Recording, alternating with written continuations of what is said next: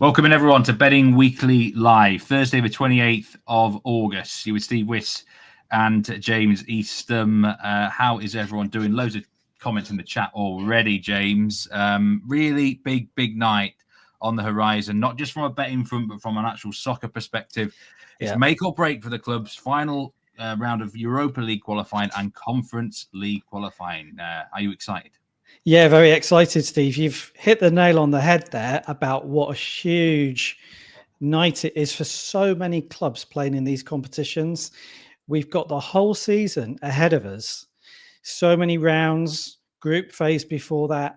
And that's what the clubs are playing for tonight. Massive evening for so many people involved at those clubs, the players, the staff, and everybody else. So cannot stress enough what a huge evening it is. Not always the biggest names in the sport, obviously, in terms of the clubs taking part tonight.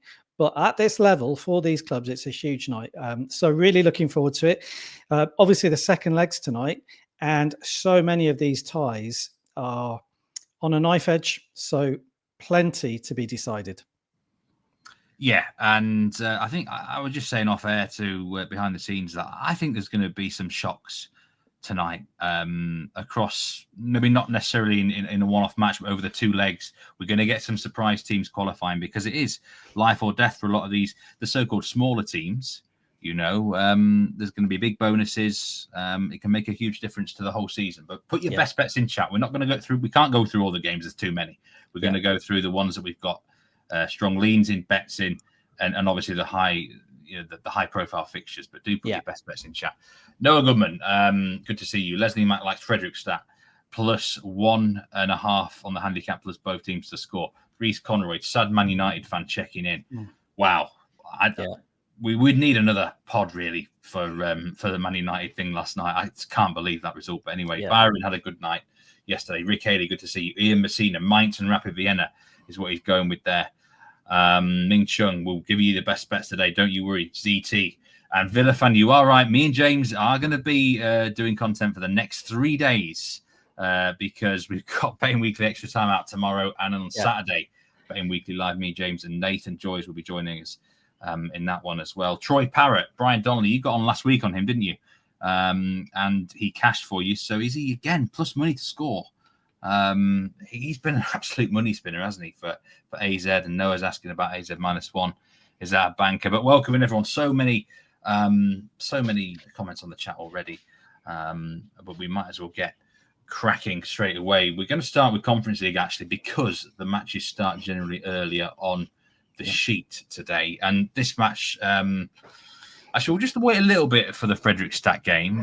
But we're going to go to Omonia and Nicosia against Wolfsberger, James. The match that I thought you were pretty unlucky with last week in this tie. Second leg, Omonia -132 favourites. Wolfsberger nearly 3-1, over 2.5 goals, -152. How do you see the second leg panning out here? Wolfsberger with a slight advantage.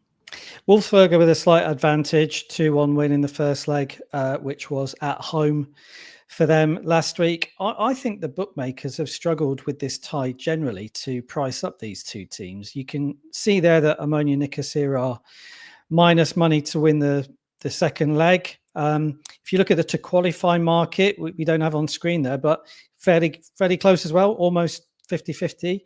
Omonia and Nicosia are plus 110 to qualify. Wolfsberger are minus 150. So Wolfsberger, I think, are an interesting team. Noah Goodman making a comment there, Omonia with a better team in the first leg. I think actually that's fair, and I think the match prices there are fair. I like the goals market here. The goal line is set fairly high on the game. Over 2.5 goals is pretty short minus money. I'm not sure we're going to see a huge number of goals in this second leg. I know the trend generally that people believe they'll see in the second leg is for more goals because it's the last chance saloon. Teams are trying to get through. So I fully understand that. But looking mainly at Wolfsberger is my reason why I think it might be an unders game. They played 7 matches so far this season. All 7 of their games have had 3 goals or fewer. Now that includes All three of their games in Europe so far, obviously the first leg last week finished 2-1. There were both legs against PAOK that they played previously in Europe, finished 0-0 at 90 minutes. And they haven't had any of their first 4 games in the Austrian league go 4 goals or more either. So I just get the feeling about Wolfsberger. They've got that 1 goal advantage from the first leg. They're 2-1 up. They maybe are a bit lucky if you look at the expected goals and a few other metrics that they've got that lead, but they have got it. And I think their tactic here in the second leg will be to try to hold that lead rather than do anything particularly adventurous for as long as they possibly can. So it's just a lean from me on this game, but I think under 3 goals, minus 152, you've got a pretty good chance there, I would feel, of at least getting your stakes back, because I just don't feel there's much evidence that this game is going to have 4 or more goals. So that's my take on this game. It's just a lean rather than a full pick, but I think under 3 goals at minus 152 would be the way to play it. Yeah, I think that's a pretty high goal line, actually, considering the circumstances here. And, these second legs, if Wolfsberger have got a certain tactic, then that might well work out for you, James, in that particular instance. My cat gets in the way. She keeps getting in the way on the streams at the minute. Maybe that's her bet for the day. Going back to the Conference League here, a match that kicks off in 53 minutes' time. Fredrikstad against Crystal Palace. Plus 600 for Fredrikstad. Tie plus 430 and Palace minus 278. Over 2.5 goals, minus 157. I mean, 1-0 win for Crystal Palace in the first leg, which that's actually a really good result for Fredrikstad. And now Palace have got to go here to Norway, a full stadium. This is one of the biggest club stadiums in Norway, possibly the biggest game they've had in a long time. They were in the Norwegian Cup final last year, to be fair. And I actually think they've got a chip and a chair here, Fredrikstad. They've got an artificial pitch at home. They've got the crowd behind them. We've got a Palace team who should get through. But if they don't go through, we all know what we're going to hear. We're going to hear about they should be in the Europa League, all that sort of thing. And I hope for Palace's sake it doesn't happen. It's an interesting time. They don't need to win the game, Crystal Palace. But again, we've got the lineups out, and this is going to be a theme for Oliver Glasner all season. He takes the cup competition so seriously. He's more obsessed with cup than league. He's taking no chances here with this lineup, James. They should get the job done, shouldn't they? But 1-0 is a bit nervous. It is. I've sort of flipped-flopped on this game. My lean on the game is to side with Palace, which I'm going to stick with. They're minus 295 to win. My lean is Palace minus 1 on the Asian handicap at minus 100. It was minus 152 when I picked it out. That's actually shortened. It was minus 175 Palace with a minus 1 on the Asian handicap just before we went on air. So maybe too short for you. But my view on the game is that Palace arguably might be better suited to playing away from home here, I think, than the home leg. I just feel that they may get a bit more space here. Fredrikstad are still in the tie, which I think is not necessarily a bad thing for Palace. I know that sounds silly, but we know the home side are going to feel they got a chance here because they do have a chance here. So I feel that Palace's extra quality, which undoubtedly they have, I mean, they obviously have much better players. They should get a chance to show it here. Now, you look at the lineup which has come out, looking at it now, Mateta, Sarr, players like that are all picked from what we can see. Lacroix at the back.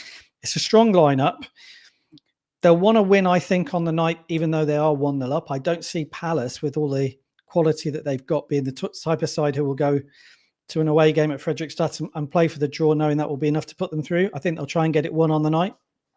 And I think that's something they should do. So I'm sticking with my lean on the game, which is Palace minus 1 on the Asian handicap.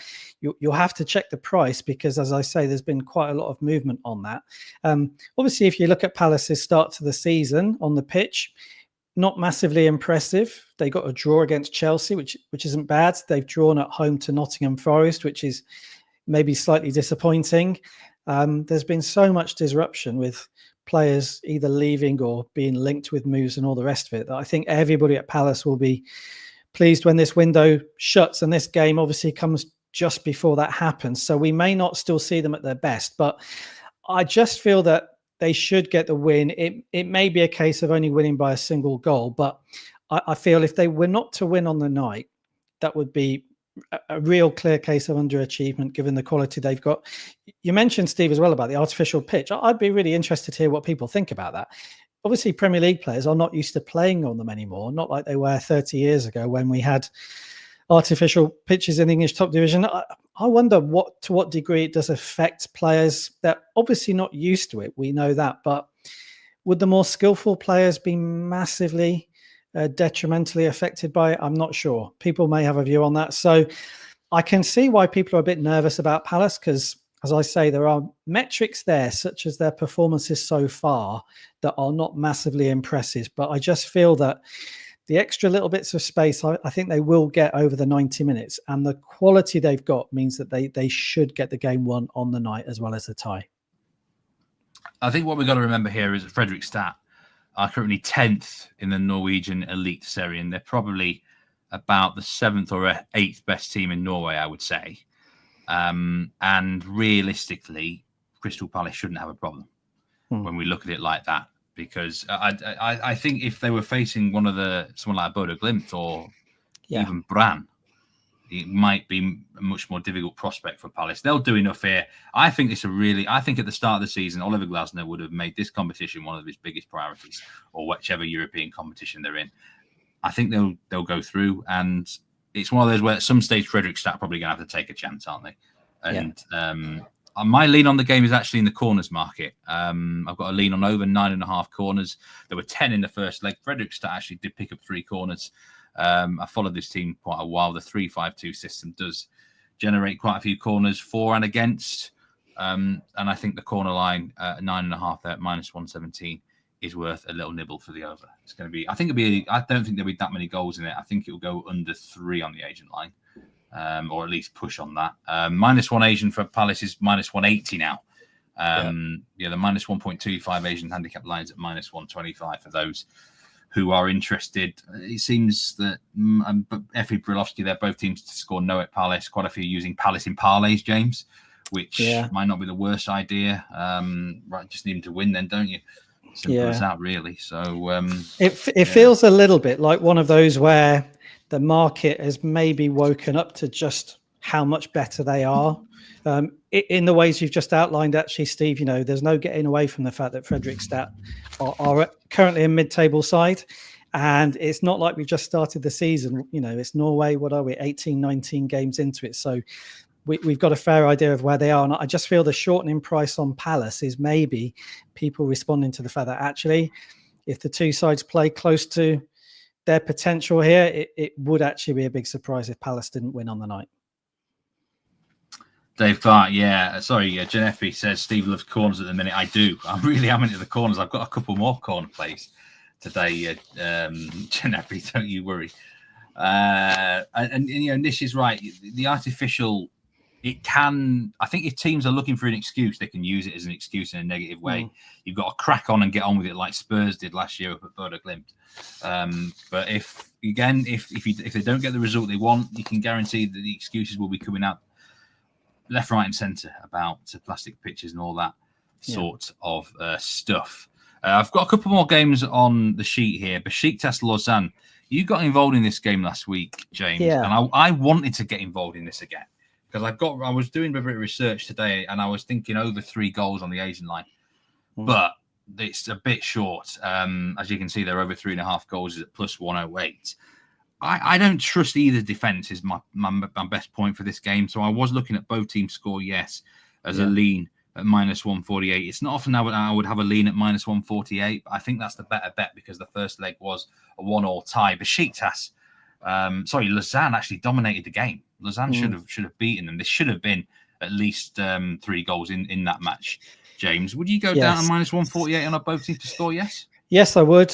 I was slightly disappointed that we didn't land that pick last week. Over 2.75, I think, was the bet we flagged up, and we just needed 3 goals in the game, obviously, for that to cash, and it finished 1-1. It was one of those games where you still had enough time left after it had gone to 1-1 for the 3rd goal, and we didn't quite get it. So, slightly disappointing. I had a really good long look at it for this week as well. I think the the form that those two teams had shown that led me to the overs pick last week still stands, which is number one, lots of goals in their games, and number two, quite a high XG in a lot of their games as well, especially Lausanne. So they do still stand, but I was a bit put off by where the goal line is set on the under-over market.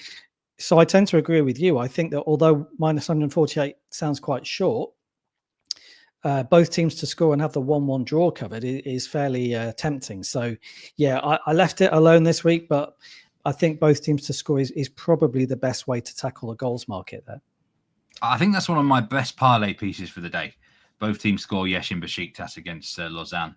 As a straightforward single, I wouldn't go mental on it, but I do think that you're going to get minimum 1-1 draw in the second leg in 90 minutes. Remember, goals scored in extra time will not count for your bet unless you are betting in that market. Just to put it clear as day there. I'm just looking it through some other comments. Quite a lot of comments about the Newcastle Leeds game coming up at the weekend. We'll be actually talking about that game on Saturday, on the live Saturday show. For what it's worth at the moment, I would agree with Dave Clark, under 2.5 goals. Who is going to score goals for either team on the field right now with the absences that they have? But we're here to talk about Conference League. Rapid Vienna against Gyori, however you pronounce this team. We've already got a few comments, I think, of adding Rapid Vienna in a parlay piece here. A big shock in the first leg, but the chat actually were right. There was a couple in chat last week who said, get on Gyori, get on the goals. 2-1 win for them, this Hungarian team. Plus 650 in the second leg. Rapid Vienna, quarter-finalists in this competition last season, but they're under a little bit of pressure here, James. If they don't win the game in 90 minutes, they're knocked out. Yes. This Gyori team, I did a bit of research on them today. They seem full of goals. Yeah. And I'm not ruling them out, I talked about shocks earlier. This wouldn't be surprised if Gyori found a way through into the hat for the league phase. It doesn't mean I could see extra time, even penalties here myself. Yeah, I think extra time's a good shout on this game. It's poised in that sort of way, isn't it? Where they've obviously got the 2-1 league lead from the first leg, and that does put Rapid Vienna under pressure. Rapid Vienna will look at it from last week and probably regret the scoreline, because they did dominate in terms of XG on that first leg. They lost it 2-1, but I think their XG on the night was more than double Gyori's, 1.76 XG for Rapid Vienna and 0.81 for Gyori. So I think Rapid Vienna will come away from that thinking it's theirs to win. They're at home. They're much shorter to qualify. They're minus 162 to qualify.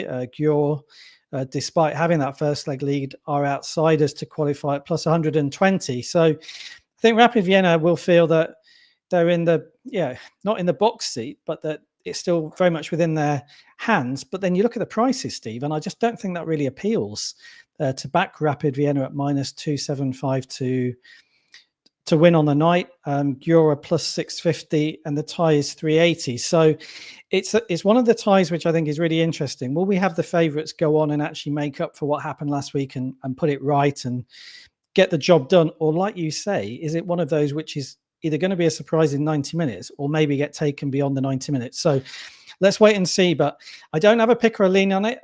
I'm slightly tempted by the goals. The goal line is set at 3, which is not really a surprise. Second leg in a tie which had 3 goals in the first leg. And a home side who are the favourites, who, like you say, Steve, they have to win in 90 minutes to stay in this tie. So I think over 3 goals at minus 117, it's almost 50-50 call that. Under 3 goals is minus 110. I would probably want to go overs rather than unders here, because I can see it maybe being a 2-1 again and go to extra time.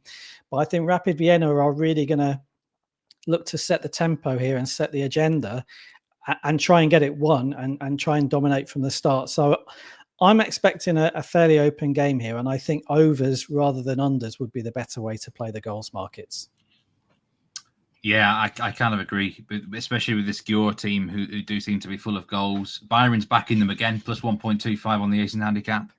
I'm not going to bet on the game myself, but I've got a feeling this goes to extra time. So on the 3-way handicap for Rapid Vienna to win by exactly 1 goal is plus 300 with Bet Rivers. Yeah. So that is effectively plus 300 to go to extra time. It wouldn't surprise me. Good luck to everyone. It seems there's a real split of opinion in the chat. Some are going for Rapid Vienna, mostly in parlays by the sounds of it. That's fine. But I wouldn't be trusting them to cover handicaps. They actually just beat Wolfsberger at the weekend. We talked about Wolfsberger in the Austrian league, but they're the sort of team that their form can. I mean, this is the team that needed penalties to see off Dundee United in the previous round. Yeah. And we know that the Scottish football has not been great recently, and just because they're a name that no one's heard of, this Gyori team, I think they do merit a little bit of respect. Yeah. Good luck to everyone in that particular fixture. Whatever you are taking. Actually, we're not going to do these 3 games yet. We're going to do a blow-up of a huge match here in Denmark, in Copenhagen, between Brondby and Strasbourg. Plus 148, Strasbourg are the favourites on the money line. Brondby plus 175. The ties plus 230. Over 2.5 goals is nearly evens, with both teams to score yes at minus 132. Strasbourg did let us down last week. In terms of the scoreline, they should have won. The goalkeeper was man of the match for me. The Patrick Prenz, I think his name is, for Brondby. This is another fascinating tie. It's a bit similar to perhaps the Fredrikstad game to a degree. Pressure's on Strasbourg here after a 0-0 draw in the first leg. If they don't, they could get knocked out of this competition. If they go through, they'll be one of the favourites to win it, James. Yeah, I think that's right. And I think last week was... slightly underwhelming for us and for them to draw 0-0 at home. I think one of the factors with Strasbourg at the moment, which people need to take into account, is just what sort of player turnover they've had in the summer. A huge number of players coming in and a huge number of players going out. I think the quality in the squad is really good. And I think over the course of the season, they're definitely contenders in France to finish in the top 4. But I think at the moment they're a work in progress, and I think the manager Liam Rossignor's got to try to come up with his best 11, or certainly best 11, and then the 6 or 7 players who are going to rotate in and out. So they're a bit of a work in progress, and I think that was a factor in them not managing to get the win last weekend in the first leg, which, like you say, Steve, they did dominate. They certainly felt they should have won it and could have won it. Will they be a bit more comfortable away from home in the same way that I think Crystal Palace might be at Fredrikstad? Yes, maybe. I think they might get a little bit more room against a Brondby team who are obviously still in the tie. I think there's going to be 24,000 there, and nearly all of those are going to be Brondby fans. So I think the atmosphere will encourage the home side to have a go here. So I think Strasbourg, listen, they're favourites to win on the night, which I think is probably just about fair. It's just difficult to back them at the moment with any confidence, given that they didn't win the first leg. They have won 2 out of 2 so far in League One, but they were narrow wins, 1-0 on each occasion without really dominating the game against Metz and against Nantes. So I'm not fully confident in Strasbourg winning to the point that I would back them to do so, plus 148. But I would be surprised if they lost, because they've been really solid in all 3 of the games they've played in all competitions so far. They've kept 3 clean sheets. I've said they're a work in progress, and they are, but what they have been is not outplayed yet, well organised. And I think that really, for me, is the key tonight. So I think that leads to 2 things. It leads me towards the unders rather than the overs. I think that would make sense given what we've seen so far this season from Strasbourg, or the pick that I prefer, which is Strasbourg tie no bet, because as I say, I don't see them losing in 90 minutes. And obviously with tie no bet, you get your stakes back if the game ends in a tie. So Strasbourg tie no bet for me, minus 134, hoping to see a bit better for them, hoping to see a bit more quality in attack. And I know we'll come on to a couple of the players to look out for as well. But Strasbourg tie no bet for me would be my lean, not a full pick. But as I say, they should be able to avoid defeat. Yeah, my bet on this game is corners again. I'm going over 9.5 corners. I think it was 13 in the first leg. The last 2 Strasbourg games, they've had 26 corners in them. Brondby racked up 11 corners at the weekend in their fixture. They lost actually the weekend against a team called Sondershishke, 2-0. And yeah, from what I saw, the style that both teams are going to play first leg, I think they were getting the ball out into wide areas, really. And I think both teams can contribute in this particular way. But you know what, James? I just got a feeling Strasbourg could struggle here, you know. I really hope I'm wrong. But I think this is a tough place to go. The stadium will be rocking. Brondby fans are known for being quite boisterous. Their derby against FC Copenhagen is, it's known as the scariest derby in Scandinavia. I would actually disagree with that. I think the Stockholm derbies would give that a good run for its money. But look, Copenhagen have just gone through in the Champions League last night. Brondby, big rivals. I think they'll be giving it everything here. They'll be giving it. I think Rossini this is the biggest game he's had for Strasbourg. Yeah, I see what he's got here, Liam Rossini, because I rate him really highly. I hope they go through, because not least for your bet, because I think they can have a really good run at the Conference League, and there'd be a good story, actually, Strasbourg to even win the thing. But they've got to be really careful here. Maybe it might take extra time. It might take penalties, but something is telling me that they're going to suffer. It doesn't mean they're going to lose, but I think they'll have to show some balls here, Strasbourg, this evening. Might be the making of them, actually, if they can come through this tie. Yeah. There's a few comments about the under. I do agree. I think probably more under than over, but 73% of the money is on the over, and 79% of the money on the money line is on Strasbourg. We said we would talk player props. You're going to take us through some Strasbourg angles here, James, especially their new signing. Tell us a bit about the new signing they got from Alaves. Yeah, so they've signed a new striker over the summer, Joaquin Panicelli. You can see him there towards the bottom of the list. Second favourite for Strasbourg in the anytime goal scorer market, second favourite in the game as well. And it's an interesting signing because they normally played with just one up front last season in Emmanuel Emega, who had a really good season, especially second half of the season. He's been one of the most effective strikers in League One in 2025 calendar year. What the signing of Panicelli's done is it's given Rossini, the Strasbourg manager, the option to either rotate Emega out of the side when he feels the main striker needs a rest, or play both of them up front. Now, that is something we've already seen from Strasbourg this season. So it's not necessarily a case tonight that only one of them will start.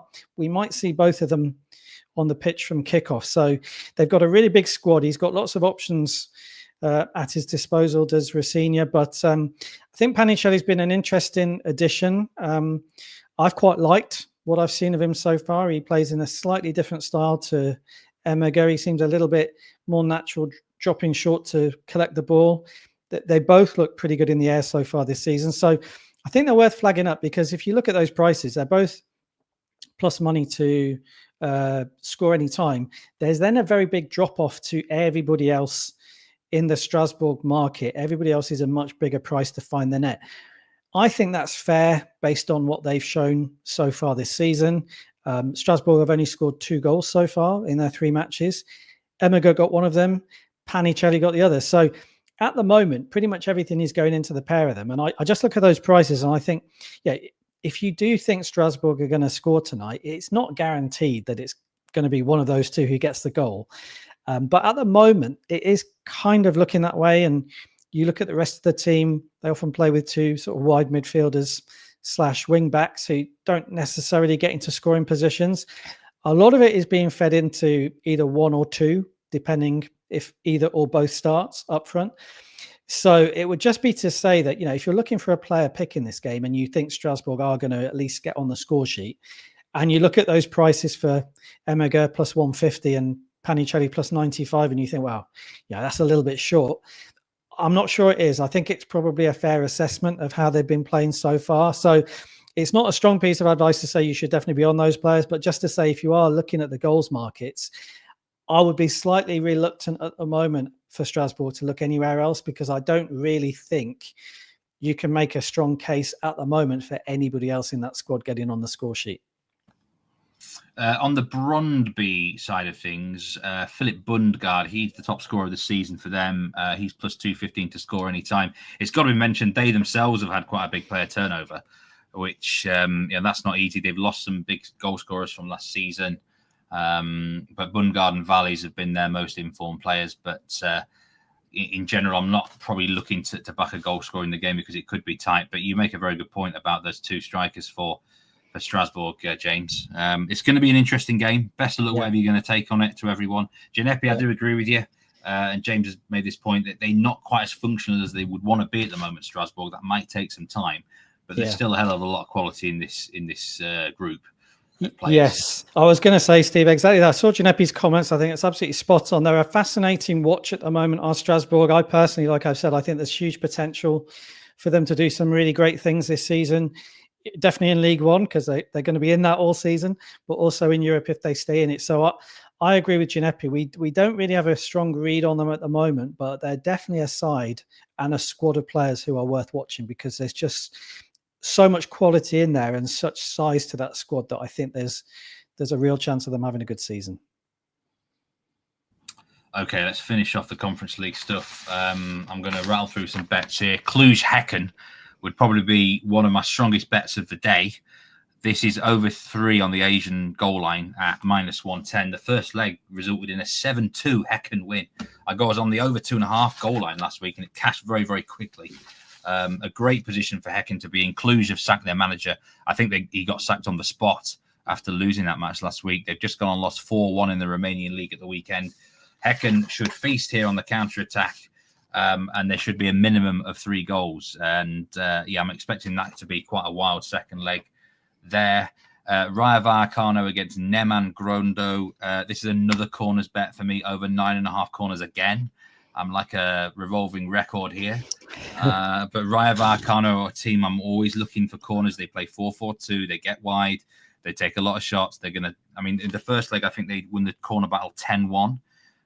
You could look at the corner handicap, but I've sometimes got done up by some of these small teams who randomly get corners out of nowhere. They play for set pieces. So I always rather take the whole match corners line over 9.5 there.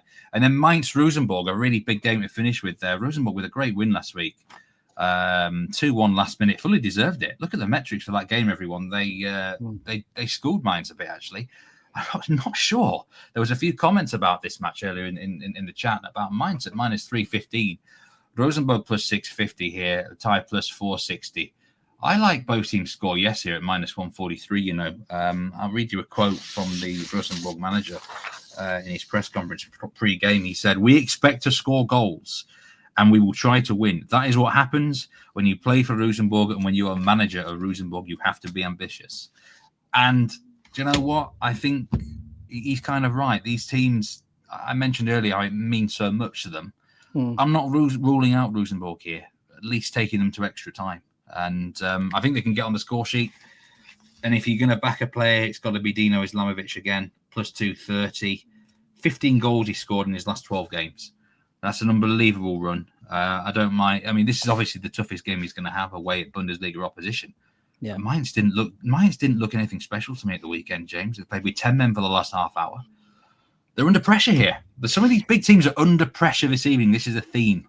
Well, and that was one of the prices that I'm not getting involved in this game, but it gave me pause for thought when you're running through the prices, because they're such a short price at home here on Mainz, which on the one hand is understandable, being a Bundesliga side and being the team we would expect to get through before the tie starts. But then if you look at what's happened in the first leg, it depends how much weight you put on that first leg performance from the two sides, because if you look very strongly at the first leg performance from both sides as your guide to the second leg, I think the price on Mainz is too short. So, yeah, you mentioned at the top of the show that we could be in for some shocks here. And this is one of those games where I'm not saying it will be a shock, but you've got an underdog away from home here who are very much in the tie. And those manager quotes are really interesting, because I think sometimes manager quotes can be sort of just throw away. They're just doing their job and going through the motions of a press conference. Sometimes they're extremely instructive. And I generally find when managers are very clear about their attacking intent, they're not normally bluffing about that. It's normally rooted in something about the way they want their team to play. So, if you're Rosenborg, you look at this and you think, listen, we are massively in the tie, and your best chance really of getting through is not to sit back and invite pressure. It would be, you imagine, to be a bit more positive about things. So fascinating tie. And again, as I say, how you see it and whether you feel that price on Mainz is justified, that short price, really depends how much weight you place on the first leg and how much weight you place on other factors.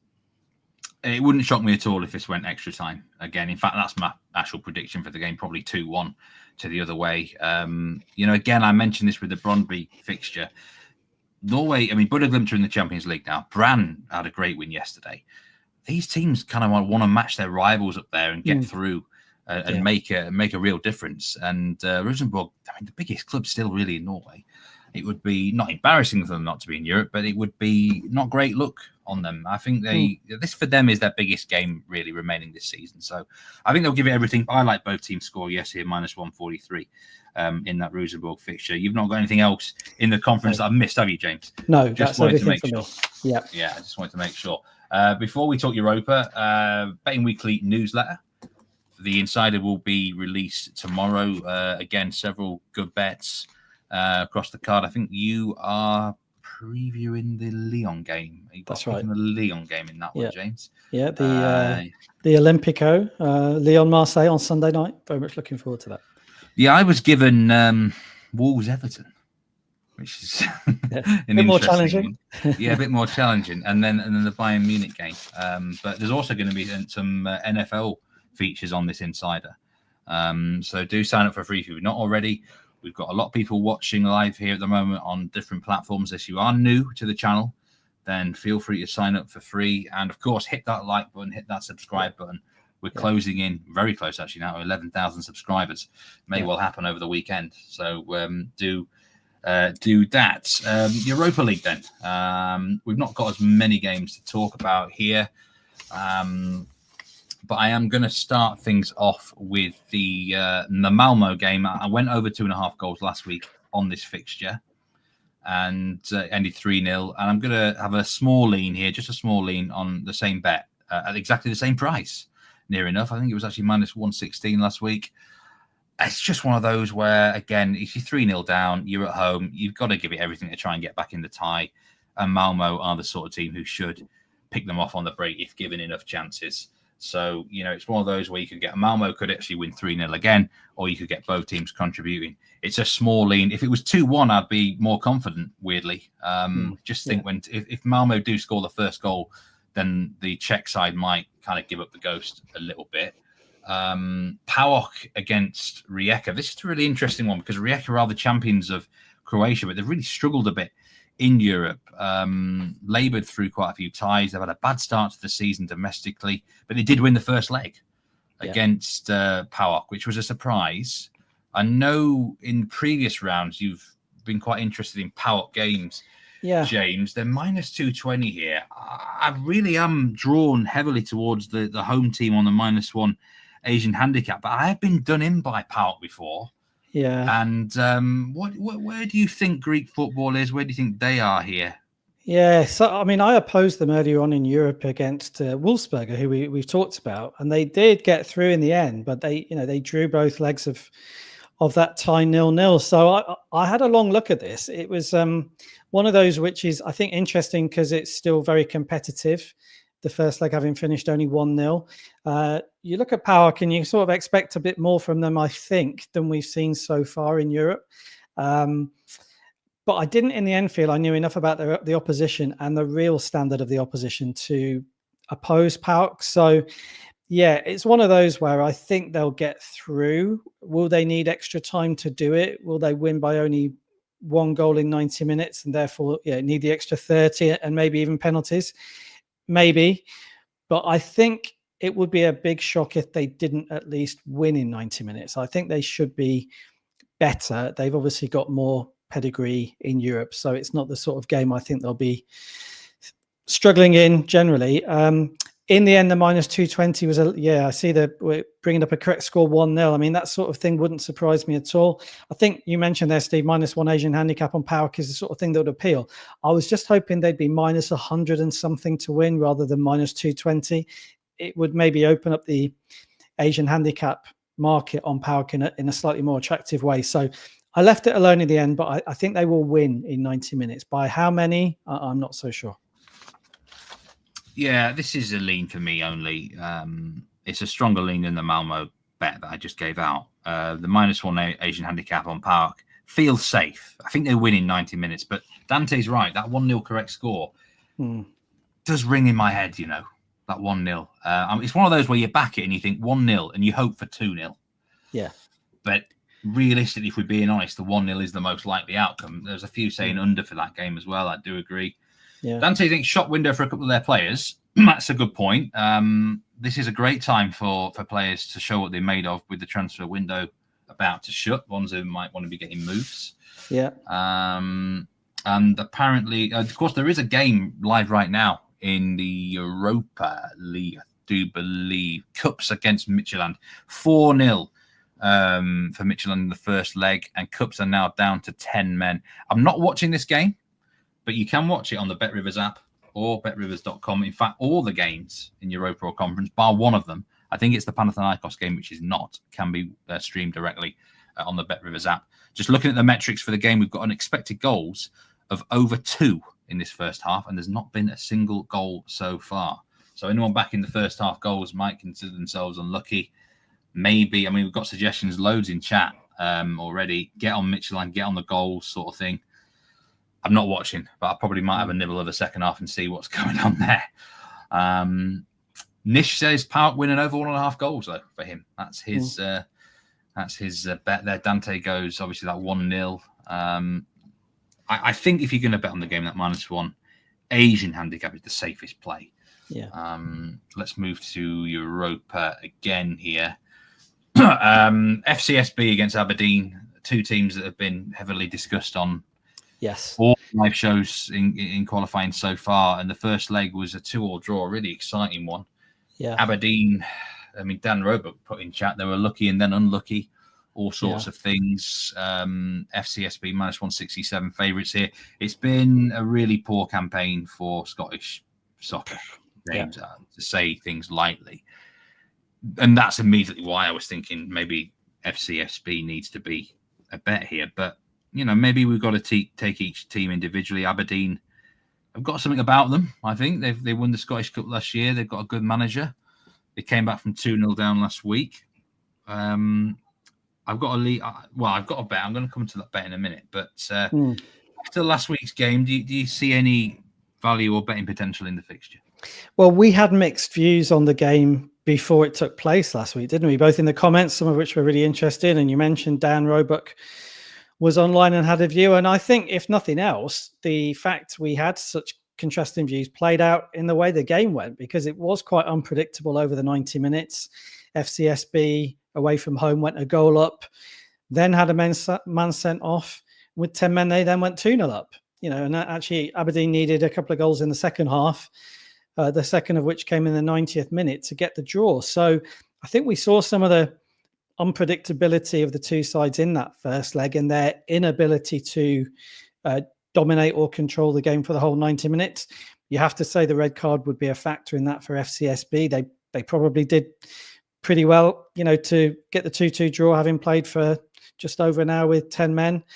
The XGs at the end of all of that came out fairly even. FCSB won it but not by very much. So really fascinating first leg. I think both teams will feel okay. It's not too bad. Aberdeen as underdogs have come away with a draw. FCSB away from home have come away with a draw, having played for a long time with 10 men. So FCSB are clear favourites to go through. They're -286 to do so. Aberdeen are +200 to go through. And at home, as you would expect, FCSB are favourites on the night, -167 to win in 90 minutes, whereas Aberdeen are +380 and the draw is +310. I've looked at all the prices, Steve, and looked into the game last week and looked into the two sides. I find it very hard to call a pick or a lean on this game. I think it's pretty hard to see where the value lies with the prices. I think it would be a surprise if FCSB didn't win in 90 minutes. It would be a surprise if they didn't go through, but I think there are some legitimate doubts about them and whether they're consistent enough over the 90 minutes. And you made the point about Scottish football, which was something we alluded to before the first leg. If you are gauging Aberdeen against other teams in Scotland who we've seen have a really tough time of it this week, then you wouldn't really give them much hope because, on paper, they're not as strong as teams who've done poorly in Europe from Scotland so far. But looking at it in the round, I think it's one of the more unpredictable ties. It's obviously finally poised with the 2-2 scoreline from the first leg. And as I say, I went through the prices. Looking at the prices, I don't know about anybody else out there, but I find it quite difficult to pick any market here that I would be really confident about. Since the start of the Romanian domestic season, which was the Super Cup, guess how many competitive fixtures FCSB have played this season already? Wow. What are you going with? 7? 15. Wow. This is their 16th game of the season. Wow. They've been involved in a lot of the European qualifying. That's true. Number of clean sheets in those 15 games, James? Have a guess at that? 3? 2. Wow. Just 2 1-0 wins away from home as fairly significant favourites in the league. So immediately I'm thinking both teams score yes. Minus 125. This team doesn't seem capable of winning to 0. And Aberdeen, I think, will give it a good go here. So that would be my actual bet. I'm going to bet this. It's not even a lean, it's a pick. At minus 125, it's got to be for me on this instance. I'm a little bit nervous, needing something from a Scottish team. I'm not going to lie. But Aberdeen, they probably are one of my favourite Scottish teams, actually. So I'm hoping they can do me right here and show. They've got a manager I rate who was out there in Scandinavia. So hopefully they can deliver the goods there. Yilkal Belletti, welcome in. That's a name. I don't think I've seen that name too often on here. Welcome, Stephen James, Fathers of Football Predictions. What a fantastic comment that is. Right. We could get that on a banner, Steve, couldn't we? I love that one. Let's have a look at some other. Michael Taylor, he's an Aberdeen fan. How do you think you're going to get on, Michael? Give us a correct score prediction. I actually think FCSB will win. The champions of Romania should get through against Aberdeen, but they're not going to make this easy work, FCSB. They find ways. I think Dan Roebuck said in the chat last week, they find ways of shooting themselves in the foot, like that red card, like conceding goals when they shouldn't do. I think, both teams score yes is definitely a bet for me in this one. We've got a blown-up game here for the graphics, a feature game for us. Young Boys against Slovan Bratislava, tight first leg, good win for Young Boys here in the first leg as we go to Bern, the Wankdorf Stadium. Minus 143 for the second leg, minus 159 on over 2.5 goals. It's normally an artificial surface here, James. Yes, correct. But I presume it's gone back to artificial. They had to make it a grass surface for the Women's Euros. So I don't know. Maybe someone might know in chat if it's still grass for a while or they've moved it back to artificial. But normally quite a stronghold here, Wankdorf Stadium. Yeah, generally been really good there over the years. I've always been a bit disappointed by Young Boys generally in Europe because there have been times where they've been really dominant in Switzerland. And I may have said on one of the earlier shows, I always feel as though Swiss teams have underperformed a little bit in Europe. I think they could and maybe should have done a little bit better in European competitions over the past decade. But I think one angle that's worth looking at on this is, I think I'm going to go against Effie there in the comments. Swiss football is historically very high scoring. And I think anybody that watches the Swiss league regularly or just even looks at the stats on it knows it's one of the more high scoring domestic leagues. You often have over 3 goals in a game. The season average has been over 3 goals per game at various points in the past 10 and 15 years.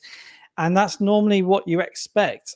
I think if you look at Young Boys this season, that's not been the case at all. And I think part of that is maybe variance and maybe it will correct over time. But I look through their team and I don't think actually there's that many goals in their team at the moment compared to maybe 4 or 5 seasons ago. So just to give you some of the stats on Young Boys on the goals front so far this season, they've played 5 games and 3 of those games have had under 2.5 goals.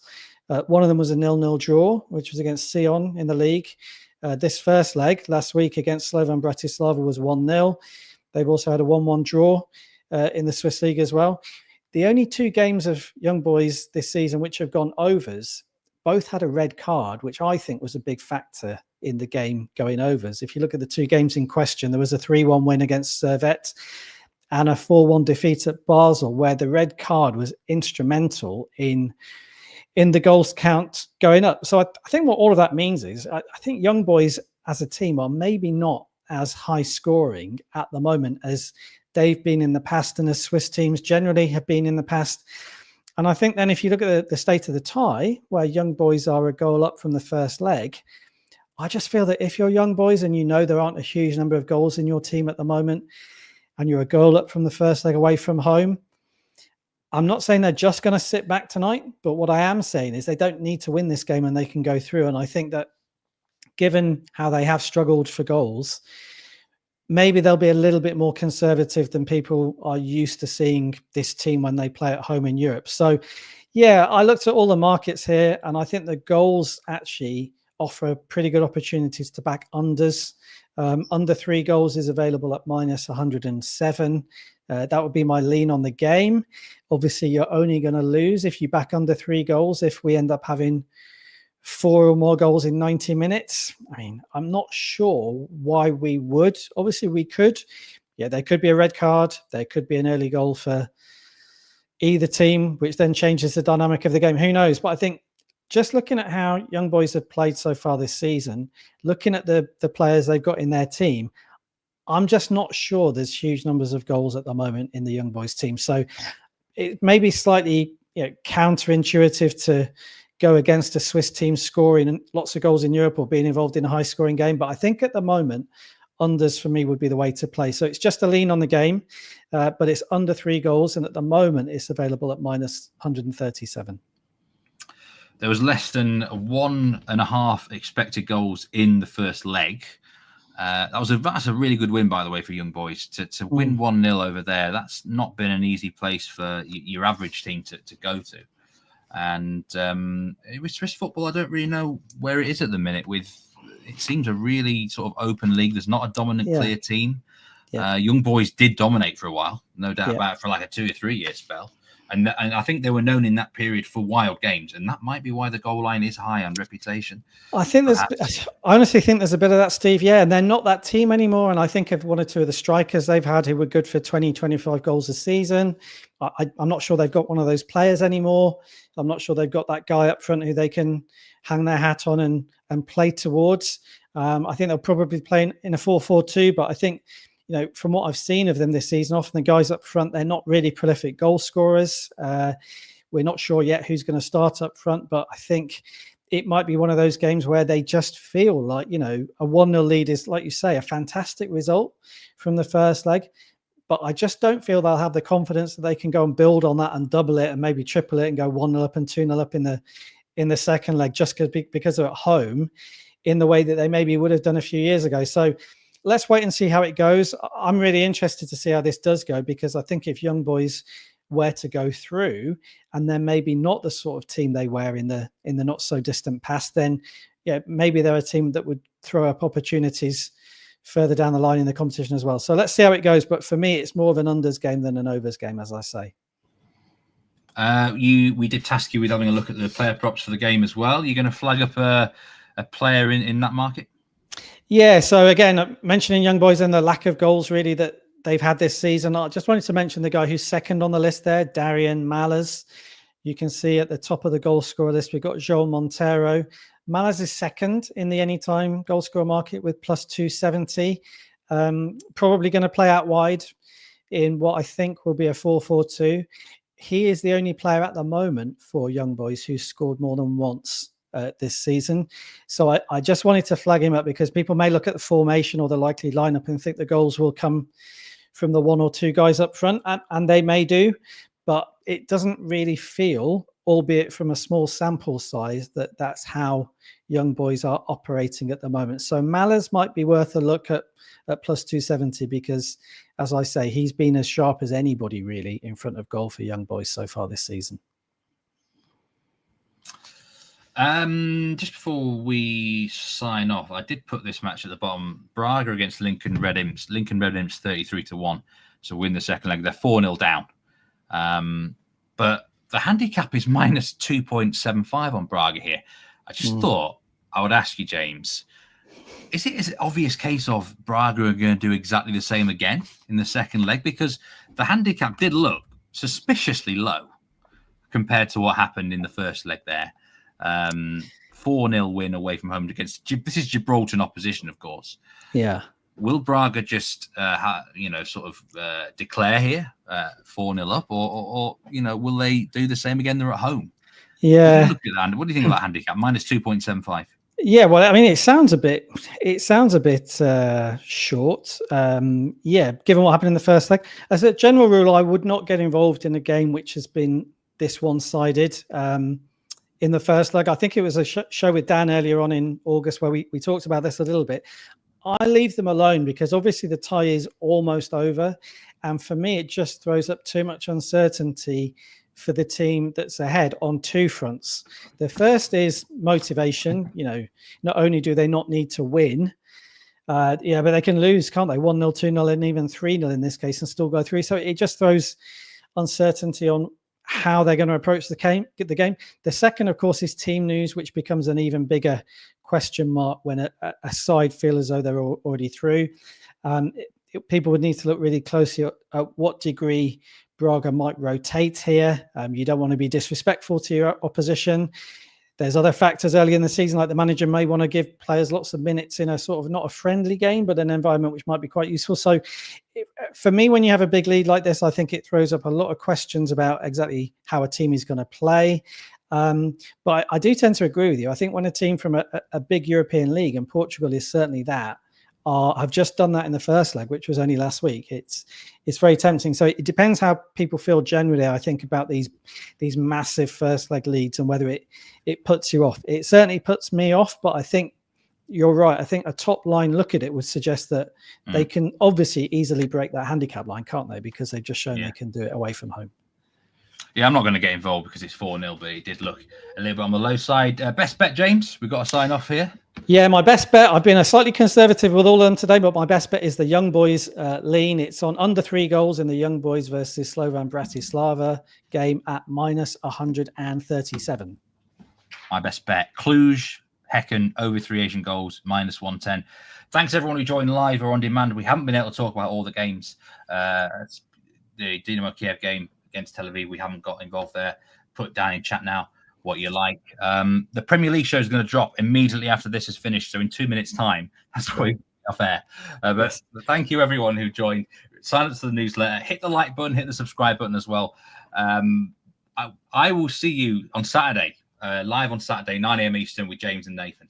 Take care, everyone. Best of luck.